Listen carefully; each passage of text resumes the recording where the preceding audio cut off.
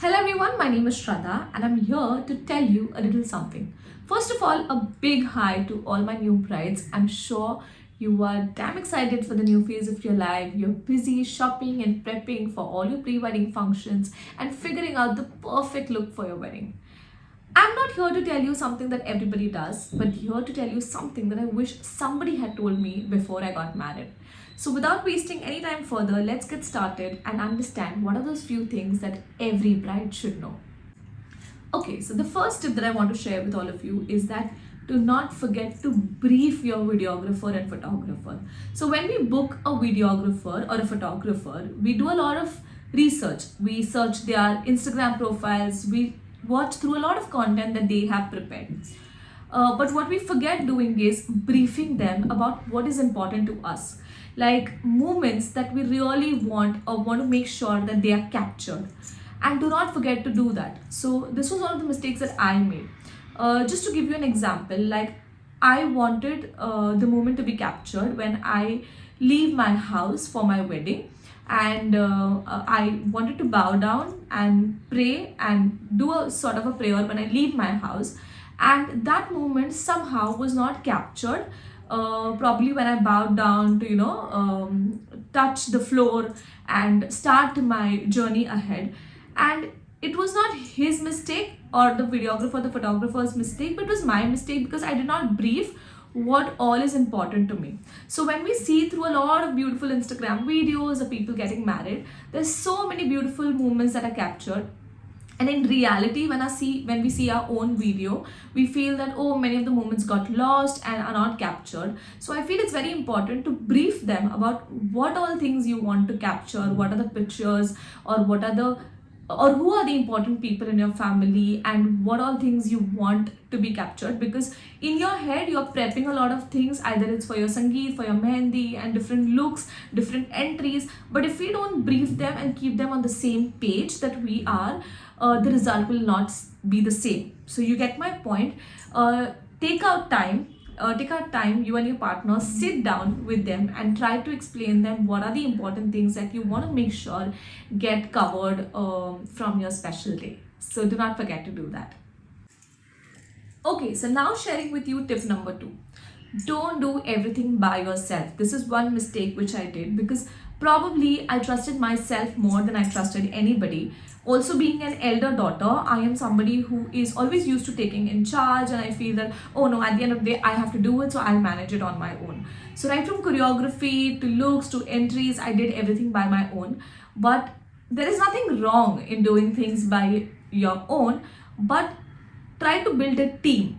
Try to take more people on your team, explain your vision to them, and give them, I wouldn't say give them complete authority, but make them leaders and in charge of different departments, either it's food, decor. Because see, what I understand is not everybody can afford an event manager or a wedding planner, because I myself couldn't afford one. But what I did was I took charge of everything. I took the pressure of everything on myself. But you can do that before your wedding, but when it's the day, you need other people who can help you out, in conducting whatever you planned or imagined to do. So that is one very important tip, because you know what is the result if you do everything by your own self? It's a good thing, but what happens is by the end of the day you get really exhausted, and that's not how you want to feel on your wedding day. So make sure you tell people about your vision. You take people on board, either it's your cousins, either it's your aunt, either it's people who you can rely on, trust on, and tell them that this is the vision, this is how I want my entry to happen, this is how I'm planning it, but I want you to help me so that this is executed that way. Maybe they can bring in new ideas, maybe they can help you implement your ideas in a pretty organized way and a pretty managed way. So don't end up putting a lot of pressure on yourself to do everything. Be the leader, but build a team and take people on board, and let them take charge of a certain thing so that you can enjoy your day. So yeah, that was my tip number 2. Okay, so now coming to the last tip, and I wish somebody had told me this before. Do not forget to be happy.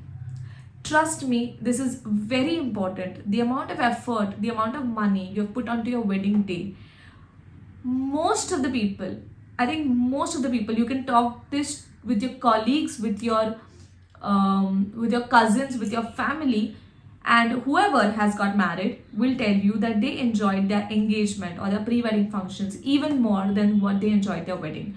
Because after all the pre-wedding functions, it becomes so exhausting that you actually are very tired, and at the same time, if there are many things happening, the rituals are happening, you're not getting time to change, you're not getting time to take your photographs, you have the amount of time you put into searching your bridal lehenga, but you don't even get to be in it and feel the that aura. You don't have time to do all of this. The time is ticking and you don't get to enjoy your wedding day. In spite of all this thing is happening around you, do not forget to be happy. I wish somebody had told me this. There's so much, not just effort, but the fact that you are getting married to somebody you loved, and it's a very joyous occasion, but the amount of people that are there around you, the amount of things that are happening around you, you are busy looking at what your parents are wearing, are they wearing the right thing, what is happening, which friends came, which friends did not come, what about the food, what is happening, what about the caterers, and there's so many things happening around you. In all that chaos, do not forget to feel happy, because this day will never come back. If there's somebody yelling at you because you're not dressed on time, don't give a damn.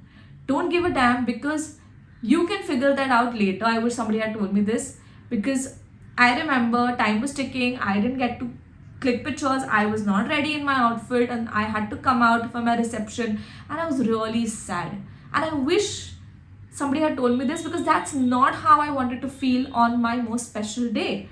So yes, last tip and the most important tip is, prepare yourself for all of this, because if you don't prepare yourself for all of this, anything that happens in between will make you sad and will spoil your day. So the reason I'm telling you all of this is because you have to prepare yourself that all of this is going to happen, but no matter what, I have to enjoy my day. I have to enjoy my moments, and because this day will never come back. So you have to make sure that you have to prepare your brain in such a way that no matter whatever happens, I'm going to enjoy my day.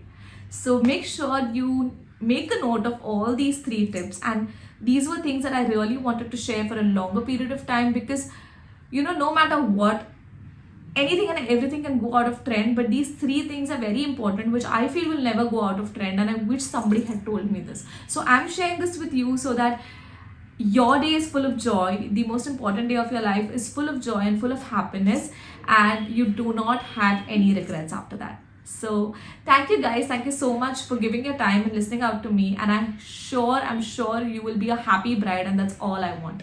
Thank you so much.